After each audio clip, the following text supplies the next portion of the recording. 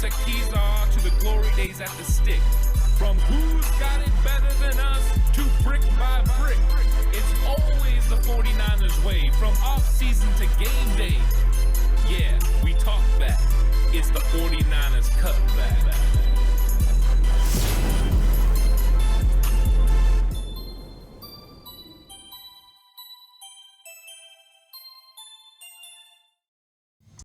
It's 49ers Cutback Podcast time. Welcome to the show.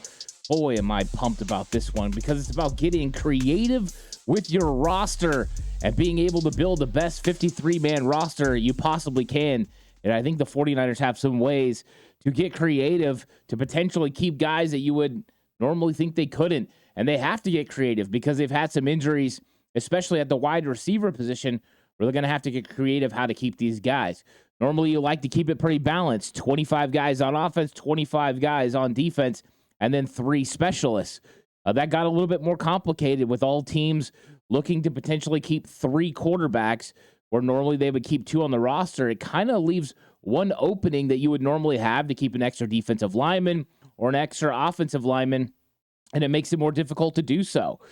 So the 49ers are going to have to get creative, and I'm going to go through how I think this roster breaks down right now. That just what we're talking about, how I have heard Kyle Shanahan talk, how I've heard Steve Wilks talk, John Lynch, how they want to build this roster, and then some of the creativity they can do to be able to use some of the veteran players on their team. I'm going to use past experiences as examples of how the 49ers can kind of go through and creatively manipulate the roster to be able to get the best players that they could possibly get. So let's start at the quarterback position. I think this one's pretty clear cut. It doesn't really matter which order you have the last 2 guys, only that you're going to have these 3 on the roster, and that's Brock Purdy, Trey Lance, and Sam Darnold. Those 3 guys are going to be on the football team in 2023. I think it just makes a lot of sense. You want to make sure that, hey, if Brock Purdy goes down, you still have 2 capable backups. You're a little gun shy from what happened last season. So this gives you an opportunity to make sure you are absolutely stacked at the position. You throw in the fact that as far as financially, under $15 million between the 3 quarterbacks, one of the cheapest overall quarterback rooms in the entire NFL. So I think you're feeling pretty good about your quarterback room, those 3 guys, and I don't think it's really up for much debate. So Brandon Allen would be the guy I would see on the outside. And I think just looking at the playing time that he's gotten, I think that it's pretty clear that they like Brandon Allen, but compared to the other 3 guys, I just don't think he holds a candle. I think he is a career backup, and I think the other 3 guys have starting potential and capabilities. So you roll with those 3 young guys that can get it done. And then at the running back position, I think there is some real clarity in the running back position as well, especially once the 49ers moved away from the undrafted free agents, Ronald Awatt and Kalen Laburn. And then now you had the injury to Jeremy McNichols. It even got even more clear. They're going to keep 4 tailbacks and a fullback. And I know a lot of people have been talking to me about Jack Coletto, and I'll get into that a little bit. Christian McCaffrey, of course, Elijah Mitchell, and I know a lot of people have concerns about his injuries, and I think that's worth it. I mean, you can definitely think about his injuries, and I think it's an okay argument to have. But he's coming off an adductor. They expect him to be fully healthy for the season, so he's going to be running back too. Jordan Mason and Ty Davis Price. I think right now Mason's ahead of Ty Davis Price on this depth chart because of Ty Davis Price inefficiencies in pass blocking. He was better in pass protection. I think he'd be giving Jordan Mason a real run for his money, but I think right now Jordan Mason's a more complete running back, and I think that Ty Davis Price has got some work to do. I also take into account Jordan Mason's ability on special teams. That ability on special teams gives him a distinct advantage over Ty Davis Price, and the 49ers on their active 53-man roster may carry 5 total running backs, including Kyle Juszczyk. But as far as on your game day roster, normally you carry 3 tailbacks and a fullback. And I think right now Ty Davis Price will be inactive for most of the games early on in the season, minus there being an injury. But I fully expect the 49ers to be healthy at the running back position. And of course, Kyle Juszczyk's the fullback. As far as Jack Coletto goes, I hope with everything the 49ers can keep him on the practice squad just in case something happens to Juice. You could elevate Jack Coletto. Plus, I think with the way Juice's contract is constructed, there is an out at the end of 2023. Do I think Jack Coletto is on the level of Kyle Juszczyk right now? For sure not. But I see a lot of potential in Coletto. He's so smart. He works so hard. To me, he's somebody the 49ers would love to hold on to. I just don't know if there's going to be a team around the league that sees his potential that maybe doesn't have the type of roster the 49ers have, and they go pluck him before the 49ers can get him to the practice squad by waiving him. Because if you don't have 4 seasons in the NFL, you have to clear waivers. So that means Jack Coletto and a lot of young players would have to clear waivers. That's why you can't try to even just waive a guy like Ty Davis Price and be like, oh, we're going to put him on the practice squad. He probably won't make it. If Trey Sermon got picked up and claimed by the Eagles last year and they were a Super Bowl caliber roster, then you know Ty Davis Price will have somebody interested, especially a running back depth needy team that would just put him on their roster and work with him and see what they could get out of him. So I don't think that young players like that are always an option, even though it usually makes the most sense. So here we go. Wide receiver position. Now it gets really fun because you have Ray McCloud and you have Danny Gray. And I've started hearing people talk about, hey, you just waived Danny Gray. He's injured all the time. Well, that's not really accurate, right? He dealt with a little bit of a groin injury, and then he had the shoulder where he got hurt going out of bounds. Those are unfortunate, but you don't penalize a player for that. Does it make it more difficult to get him on the active roster? Yes, but here's how you handle the wide receiver position. Number one, Brandon Ayuk, Deebo Samuel, Jawan Jennings are absolute locks. You have those 3 guys for sure.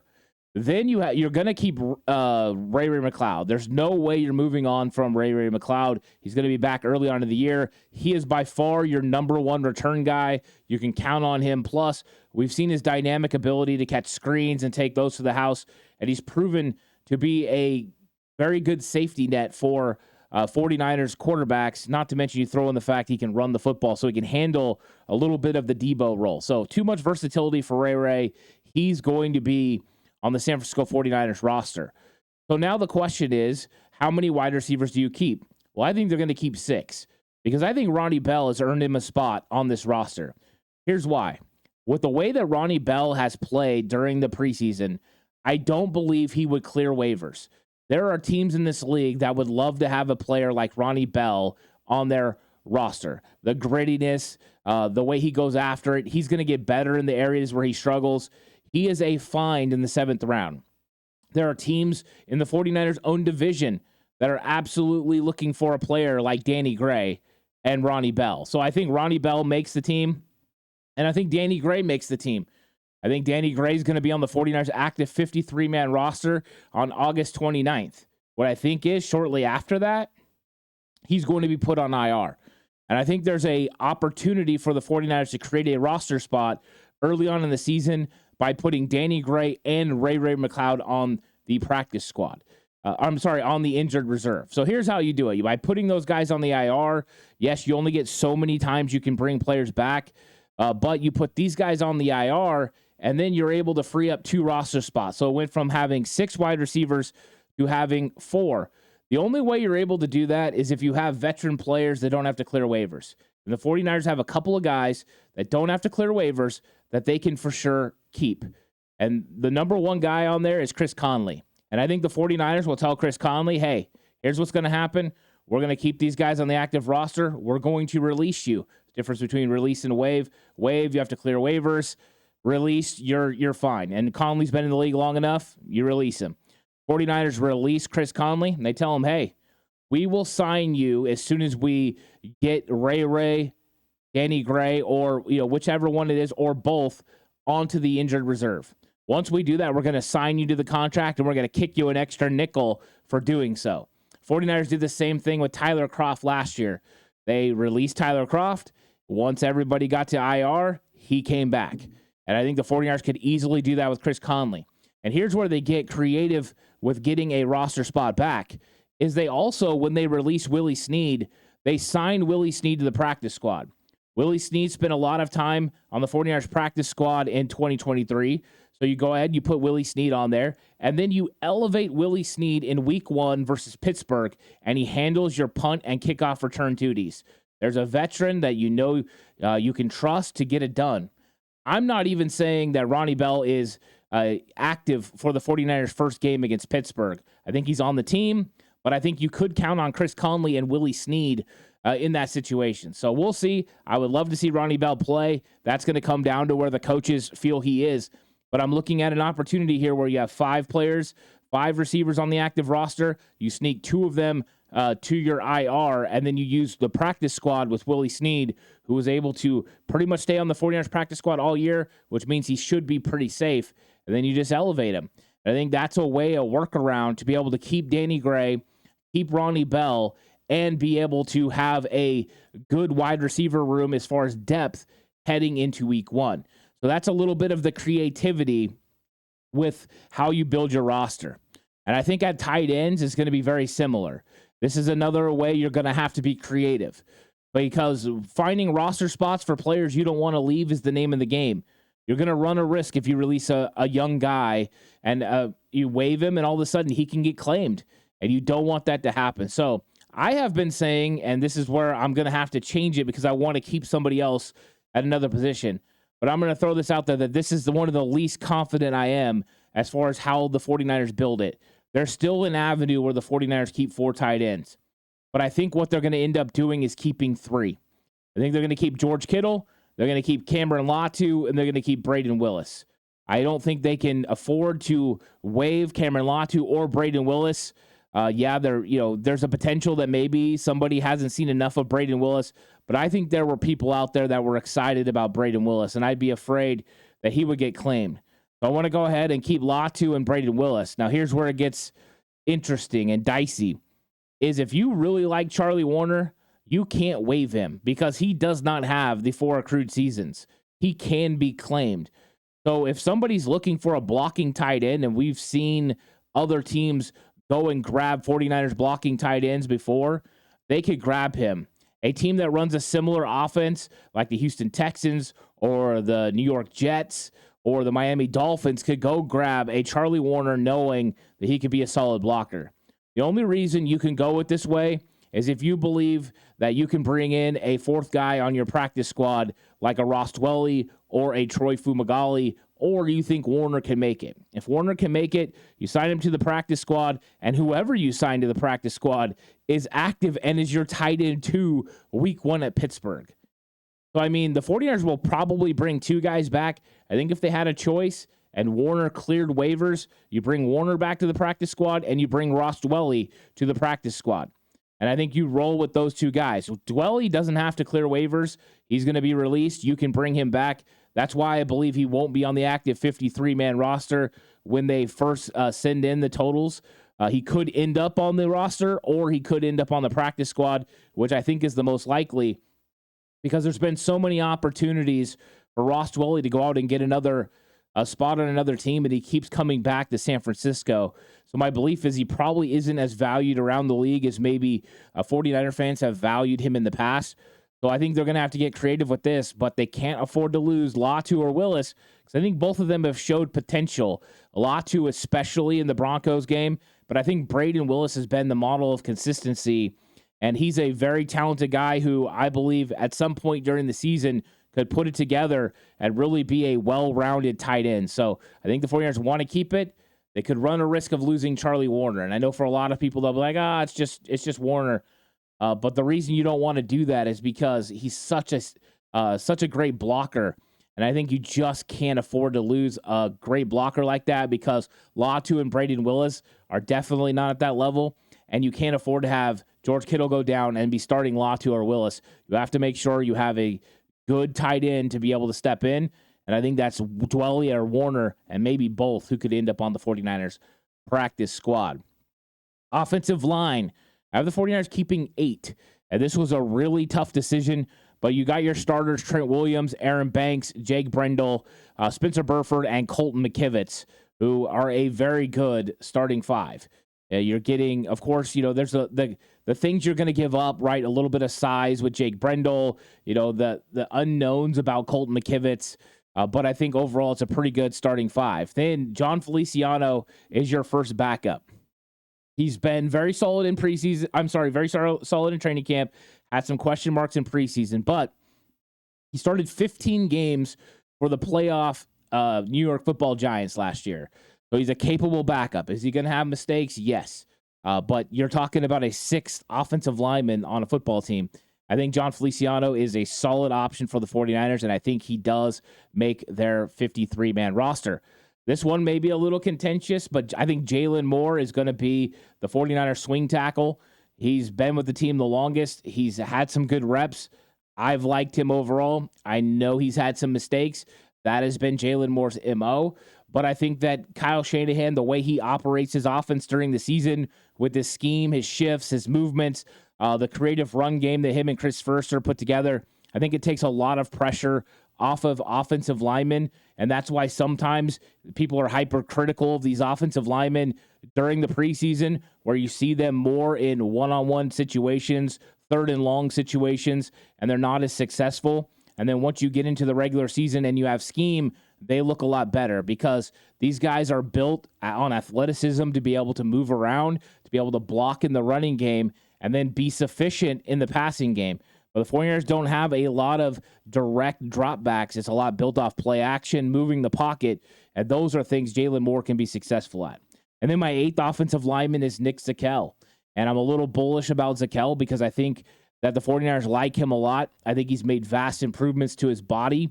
I think Tim Ryan's comments during the second preseason game about Zakelj's ability, I think that maybe they were a little hypercritical of him in week one of the preseason. He did have mistakes, but I think he settled in very nicely in week two. And I think the 49ers still see a long-term potential. And we're talking about a guy in Zakelj, and you may think other teams don't have any interest in a young player like this, but he would have to clear waivers to make it to the 49ers practice squad.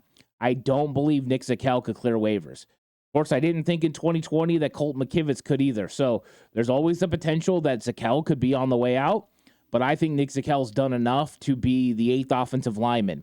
Now, here's where it gets creative. I would sign Pryor to the practice squad, and I would elevate him as the ninth offensive lineman for game day. You can do that. I would even be willing to have Matt Pryor be active with Nick Zakelj inactive like they did last year. So there is some things early on in the season that you could do that. You have to get Pryor to buy in, but he's a veteran in this league that's had a lot of starts, and he may be willing to let the 49ers kind of manipulate the roster and bring him in. I thought he did a really good job in the week 2 of the preseason, and I think he is in the mix to make this roster. Just right now, this is kind of how I have it sitting. Doesn't mean after the Chargers game that this couldn't change and fluctuate, but right now I think Matt Pryor's on the outside looking in because you have to be able to keep some players at other positions. So you could free it up to end up bringing him back to the 53-man roster once you made some movement, and he's a guy you could definitely go to and say, hey, once you are released, just hang on there. We're going to make a couple of moves, and then we will bring you back. So he's another guy that I've targeted with that type of role that you can go ahead and kind of use creatively. So let's flip it to the defense. And on the defensive side of the ball, I kept 25.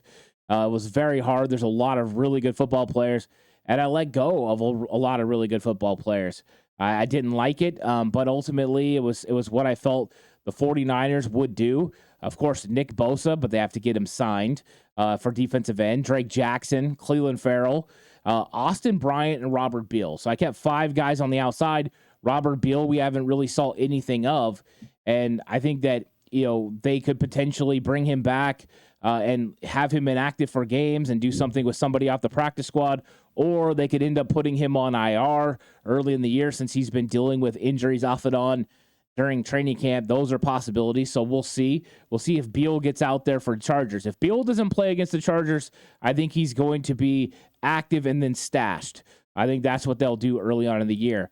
As far as defensive tackles, of course, Javon Hargrave, Eric Armstead, Javon Kinlaw, and Kevin Givens. I kept 4 on the inside. It was tough to let Marlon Davidson go, but I had to be able to build the roster that the 49ers need to build with some position players that you just can't afford to lose.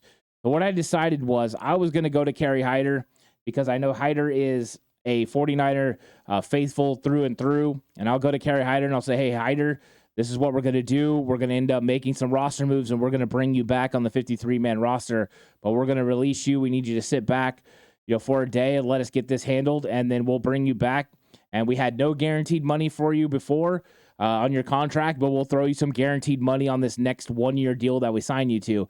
And then I think they try to bring Marlon Davidson and T.Y. McGill back to the practice squad and see if they can keep those guys there. Davidson for sure. Even though I've liked everything Davidson's done, I just don't think he's outperformed Kevin Givens enough to take the roster. Even though I think Marlon Davidson has played better than Kevin Givens, I'm not sure the 49ers would move off of Givens. So this isn't exactly what I want. This is what I believe the 49ers are going to do. And so I think that's where they're at. And I think they feel comfortable with Givens. And as long as Givens is not going against a power run offense, he's going to be very successful. Against zone schemes, he's going to be able to create penetration and get down the line of scrimmage and make some plays. So it's tough, but being able to be creative with your rosters is what you have to do. And I just don't think you can afford to lose a guy like Robert Beal, this early, just with the amount of speed that he has. Could they end up putting him on the IR? Like I said, bringing back a Kerry Hyder or Marlon Davidson, they definitely could. And that could be an option. So the 49ers do run the risk of losing some guys, but when you have a roster this talented, that kind of thing happens.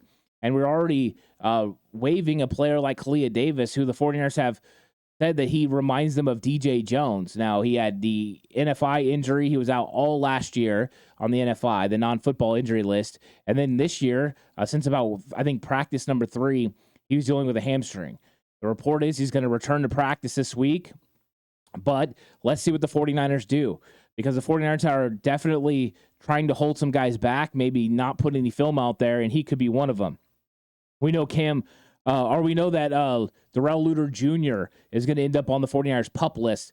They could have probably brought him back, but they're going to stash him. Could they be looking to stash Beal and stash Kalia Davis? Maybe they hope Kalia Davis can just pass through waivers. That's a possibility as well. So a lot of moving parts still. I'm not sure my depth chart is set in stone, but I think this is from what we saw at training camp to what we saw during the preseason is the closest that I can get to what the 49ers are going to do. At linebacker, I think they're going to keep 6, and this has kind of been where I've been headed to. Fred Warner, Dre Greenlaw, Oren Burks. I know he's hurt. He's going to be back week 1. I think he's your starting Sam linebacker week 1. Great on special teams. And then I think the 49ers go with the 3 young guys, D. Winters, Marcelino McCurry-Ball, and Jalen Graham. I think D. Winters, McCurry-Ball, and Graham have all looked fantastic during the preseason. And with Jalen Graham being able to take Mike linebacker reps, he has made it so he can step in. They no longer need Demetrius Flanagan-Fowles in that role. And that was the whole goal, finding somebody that can handle Mike snaps, because Dre Greenlaw doesn't do that. And now they've had it. So they had Azeez Al-Shire that handled that. Now they have Jalen Graham. And I think the 49ers would definitely want to reach out to a couple of the guys that they cut. Curtis Robinson, who's a good special teams player, and also Demetrius Flanagan-Fowles. They don't land anywhere. You try to bring them to your practice squad, one or both. Of course, you do have a rule. You can only have so many veterans, 6 veterans on your practice squad. So you have to make sure you have certain guys. But I think you could bring one or both of these guys back there. And Curtis Robinson was on the 49ers practice squad last year for a while. So to me, that makes a lot of sense. And you just can't move on from these young players. I'm sorry, D. Winters, McCurry-Ball, and Jalen Graham, with the way that they've played during the preseason, there's probably a very slim chance they clear waivers. You just can't afford to lose them. What you're hoping is your top 3 guys can stay healthy. But remember, that third linebacker only plays about 30% of snaps. The rest of the time, it's going to be your nickel corner, big safety, something like that. So I think the 49ers will be okay with that. Similar thoughts at the cornerback position. That's why it got tough on D-line. Losing a roster spot on the D-line, maybe to keep a guy like Marlon Davidson, because you want to keep guys at cornerback that you don't want to lose. And you're going to keep Charvarius Ward, of course. Deommodore Lenoir. Sam Womack looked fantastic against the Broncos. He's not going anywhere. Isaiah Oliver, I still believe, is going to be on the team. And I think Steve Wilkes' comments in his presser today definitely echo that thought, that he's going to be a big nickel, or what he calls a Buffalo package, and that the 49ers should go to a couple of different types of nickel sets. One maybe that's more predicated on obvious run situations, and one for pass. So having 2 different kinds of nickels, it could be a way that he wants to go about it. And if you keep extra cornerbacks, you can do that. And so I think Isaiah Oliver, he had the missed tackle against the Broncos, but I thought the rest of his reps looked pretty good. He was where he was supposed to be in coverage. There was nothing super shining about what he did, but there was also no glaring mistakes either. Ambry Thomas is going to make this roster. I think he's looked good enough, and the 49ers aren't ready to give up on him. In fact, I think Steve Wilkes believes he's scratching the surface of potentially being a starter in this league. And then I just couldn't move off from Deshaun Jameson. As much as it would make a ton of sense for the 49ers to waive Deshaun Jameson and keep a player on the defensive line, which they normally like to build through, you just can't do it. He's showed out. He showed some potential, and you don't want to give up on that. And I think Deshaun Jameson's a big reason why the 49ers never took Darrell Luter Jr. off of the PUP list. He has the return ability, which I believe he's got to get better at, but he's so smooth in his coverage. Backpedal, smooth. I think the one area that I found he could get a little bit better at is run fits, and not so much on the outside. He comes up and he sets the edge pretty well. It's when he's expected to have a more interior gap, whether that's a created D gap or a C gap. He sometimes doesn't come up there and make the appropriate play, or sits back a little bit and gives the running back a little bit of an angle to be able to create. And I think those things he's going to handle better. You see Quantrez Knight, the way he does it, Taylor Hawkins, the way they do it. They do it at a higher level right now than Deshaun Jameson, but we really haven't seen anyone try to challenge him, and that means he's got sticky, good coverage on the back end, and he's doing a pretty good job. So I think he ends up making it, and the 49ers, probably lose a defensive lineman where they would have loved to kept, a defensive lineman, but it's what they have to do, and I'm sure at some point it'll end up paying dividends because Deshaun Jameson is a good player. At the safety position, this one's pretty clear. Talanoa Hufanga, Tashawn Gibson, Jair Brown, George Odom. And to me, it's very clear because of Odom's ability. The only way it gets interesting, everyone, is George Odom has suffered the same injury that Danny Gray did. Now, he's way farther along in his recovery. It happened weeks ago. So he's on track to play, that week 1 game. But if he ends up not being available, the 49ers could in turn put George Odom on the IR once he makes the active 53-man roster, and then they could bring back a Taylor Hawkins or a Quantrez Knight. That was one of the most difficult things about the cornerback position and the free safety position is I would love to have a more versatile player like a Quantrez that can play nickel, that can play outside, that can play free safety, but finding those roster spots are almost impossible.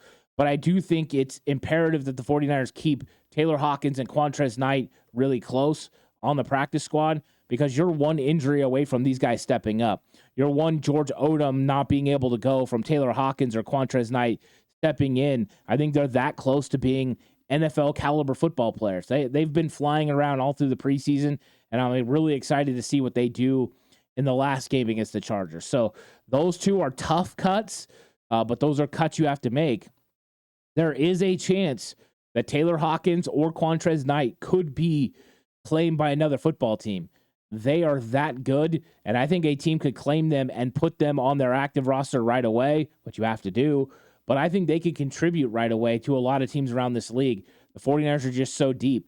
I believe that when the 49ers drafted Jair Brown, that made it tough for Taylor Hawkins. I think that if Taylor Hawkins stays around the 49ers organization for another season, he could be on their roster in 2024. I think with George Odom potentially moving on and with Tashawn Gibson potentially retiring, Taylor Hawkins and Quantrez Knight could both be on this team next season. That's just something I believe these two players are capable of. So hopefully they don't get claimed and they stay within this organization, because if they do, they can contribute in 2023 and for sure have the opportunity in 2024. Now with the specialists, it's going to be Jake Moody, it's going to be Mitch Wisnowski and Tabor Pepper. I don't believe Zane Gonzalez can do anything. I'm not as worried about it as everybody else about Jake Moody. I've seen him be pretty consistent at practice. Now, of course, missing the extra point during the game is not what anyone really wants. But I think that, that's something you're wanting to do. You're wanting to get those guys, for sure. That can do something in the long run. And I think overall, I think that's where you want this roster to be, is with guys that can go ahead and help your football team. And I think Jake Moody does give the 49ers some options. And the one thing I'm going to work on this week, that I really want to put together and kind of go over is the guys who I feel are absolute locks to make this team, guys who are in the mix, and then guys who are on the outside looking in. So when you guys are watching the Chargers game, hey, these are the guys to focus on because they're still in the mix.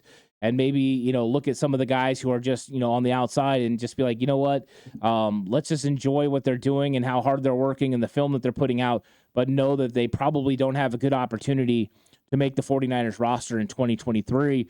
And then I'll work as well on putting together a likely practice squad, because I think it's going to be interesting how the 49ers are going to build their practice squad, and guys who maybe you thought were going to be on the practice squad are going to end up on other rosters. And then with it being a one cut, it used to be that they cut down to from 90 to 85, and then they cut down from 85 to 80, and then they went, so forth and so on until they got to 53. Well, now it's just one cut. August 29th, they're going all the way from 91 because they have Alfredo Gutierrez and his exemption all the way to 53. And that's what's happening around the league. So there's going to be a ton of movement. I think the scramble to sign players to the practice squad will probably keep most players with the organization at which they had training camp with, but there will be some movement. Could we see the 49ers have a little bit of that movement? Potentially. But I think this is a creative way for the 49ers to build their roster in 2023. And I really had fun doing it. But I think some things are probably going to change in the next week. You never know what kind of injuries are going to come your way. But you just continue to monitor and build. And I think the 49ers are going to have to get creative, especially with the injuries to the wide receiver position, Ray McLeod, Danny Gray. But thanks, everyone, for coming through and checking out the episode. I really appreciate it. If you're watching on YouTube, like and subscribe. Does a lot for me. It pushes out the content, and so many of you have done a great job helping 49ers Cutback grow. If you're listening on audio platform, you're listening on 49ers Cutback on Believe, which is available on all audio platforms. Please give it a 5-star rating. I really appreciate that as well. And on Wednesday, you can catch me and Mark Adams from 49ers Camelot on the PSF app. We're going to be starting our weekly show Wednesday at 2 p.m. Pacific time. You can come through and check that out. I'll be, posting some more stuff about that tomorrow and trying to amp that up so everyone can come through and check it out. PSF app is going to be blowing up this year. We're going to be doing a lot of Gamecast stuff. I hope you guys will come by and check it out. Thanks, everyone, for coming through. I'll catch you guys on the next one. Until then, stay safe. And remember, the right way is always the 49ers way.